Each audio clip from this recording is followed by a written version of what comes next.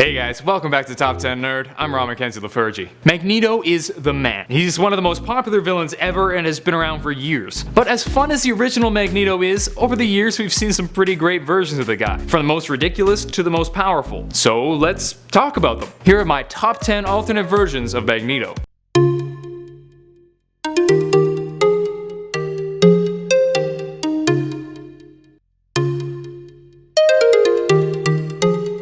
Number 10. Leader of the X-Men. On Earth 8013, Professor X was killed by Lucifer rather than becoming paralyzed, leading Magneto to form the Brotherhood of Evil Mutants with some of the original X-Men. His team included Cyclops, Iceman, and Beast, as well as Archangel, Psyche, Scarlet Witch, and Quicksilver. Magneto managed to conquer Earth with his team, defeating the Avengers, Fantastic Four, and Doctor Doom. Unfortunately, since Ben Grimm died at the hands of the Brotherhood, he wasn't there to turn Silver Surfer to humanity's side, and the Earth was consumed by Galactus. Pretty neat storyline, but definitely not one I'd like to be part of. Number 9. X-Men Magneto. The Magneto of Earth 27, first seen in Exiles number 1, had similar beginnings to our own, fighting against humanity and what he saw as the protection of mutants. In this reality, however, he later changed his mind and joined up with the X-Men. Hey, good guy Magneto. He ended up having a kid with Rogue named Magnus, who had a sort of combination of his parents' powers. He would turn everything he touched into metal. This was obviously super inconvenient, and he later was taken to join the Exiles, went on to die on his first mission, crushing Magneto when he found out. As much as I love Magneto as a villain, it's really enjoyable to see him actually living well and having a family, albeit an unconventional one. Number 8.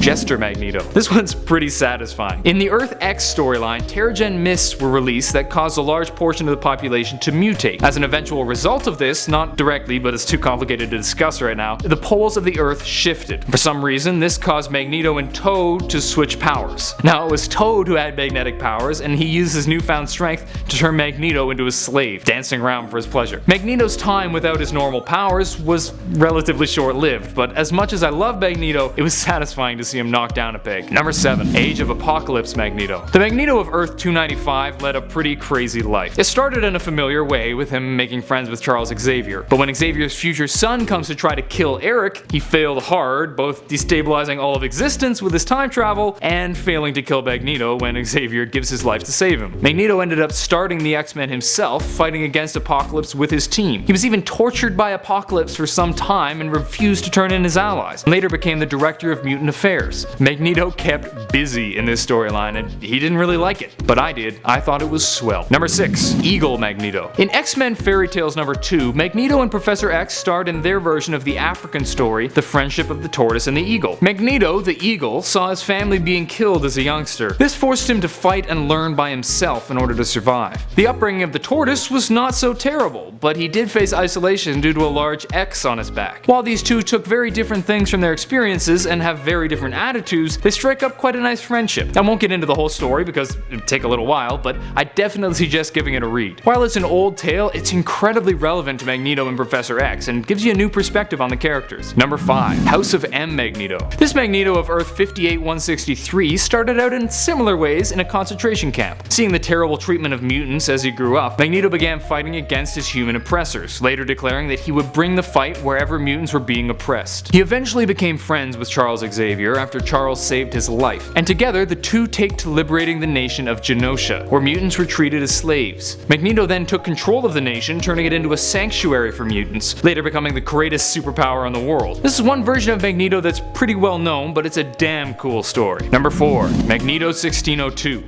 Marvel 1602, we meet again. This time talking about Magneto, or Enrique. In the 1602 series, mutants were called witchbreeds and were hunted in the Spanish Inquisition. And guess who was the Grand Inquisitor? Yep, good old Magneto. Even though he was a mutant himself, he led the Inquisition, killing those with visible mutations while recruiting those with more subtle mutations to his brotherhood. He eventually was found out and ended up teaming up with Professor X's version, Javier, aiding the out-of-his-time Captain America, here named Rojas, back to his own time. Gotta love 1602. Number 3. Demon Magneto. Here's another one from X-Men Fairy Tales, this time from issue number 1. In this story, based on the Japanese tale of the Little Peach Boy, Magneto and his children are evil demons who overrun a town. Peach Boy, a young Cyclops, so called because he stops his eye beam using a peach pit, goes on a quest to defeat the demons. He manages to succeed with the help of fairy tale versions of Professor X, Beast, Angel, and Iceman, but the real highlight of this story for me was frickin' Magneto, because he looked so damn cool. Long silver hair, hair, large horns, and the fact that he's stupidly jacked make him a pretty intimidating sight. Number 2. Not a zombie Magneto. I know it sounds weird to call out a version of Magneto because he isn't a zombie, but bear with me. In Marvel Zombies, Magneto is one of the few metahumans who isn't turned into a zombie, and actually plays a super heroic role. He saves and defends non-infected humans, taking them into his secret hideout for safety, and even sacrifices himself in the end to help his new allies escape. He's eventually bitten by a zombie wasp, but not before totally redeeming himself and saving countless lives. Pretty funny that in a world where the greatest heroes are evil zombies, one of the greatest villains basically becomes Harriet Tubman. Number 1. Age of X Magneto. Age of X Magneto is pretty sick. I can tell you about his work with resistance movements, his creation of the Brotherhood and the Acolytes, his support for the Mutant Liberation Front. I could talk about how he tried to reverse the Earth's poles, launched attacks against powerful governments, and even stole whole skyscrapers to take to Fortress X. But I won't, because the reason he's on this list is that he looks so damn sick. Look at that. He's like the coolest white knight ever, rocking the white-haired Flo with the sick armor and cape. He's just so cool looking. Yeah, that's all. He's cool. That's it for today. Hope you enjoyed, and if you did, please smack that there thumbs up button and subscribe to Top 10 Nerds so you can see all our other nerdy videos. Let me know if I missed your favorite version of Magneto in the comments section down below. Until next time, I'm Rob McKenzie with Top 10 Nerd. Later, nerds.